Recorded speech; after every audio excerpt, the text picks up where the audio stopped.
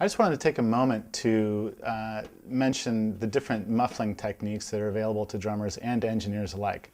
On toms, there's a product called Moon Gels, which you may see in various of the stores, that literally stick to the head of the drum head itself, and those allow a bit of dampening and still, let the drum ring quite a bit.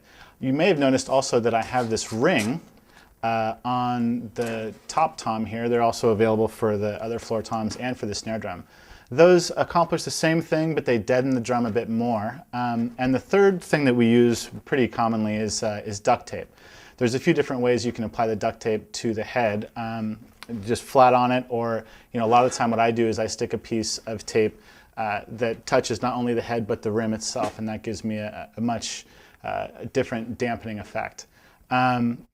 Generally, for the bass drum, I will use a small pillow, or sometimes I'll install a pillow and then put a sandbag on top of it against the batter head, depending on what the engineer prefers to do with the front head. Some engineers prefer to remove the front head altogether.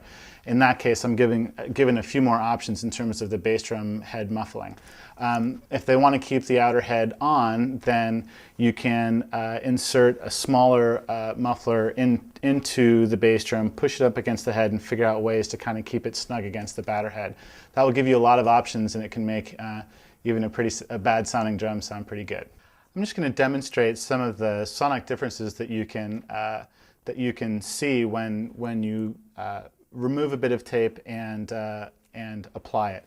So right now I'm just putting a bit of tape on the head and making sure that the tape is touching the head itself and the rim, so it does both. This is going to give me a deader sounding drum, but it's going to still allow the drum to breathe quite a bit.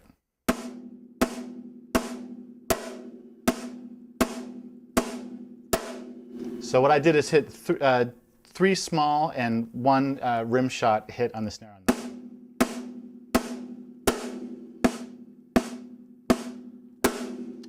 Now, generally, snare drums, when recorded, a lot of the time in rock situations, you want a very open sound. And so in that case, you may not want any muffling at all. And if the drum rings in the room while you're recording, that's actually okay. Because when you actually mix the track, you don't hear any of the specifics of that ring. So when I'm given the opportunity to have no muffling, I just try to keep in mind that although it's ringing a lot in the room, it'll sound great in the mix in the end.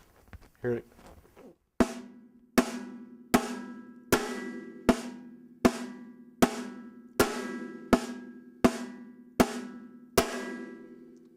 The same can also be said of the toms.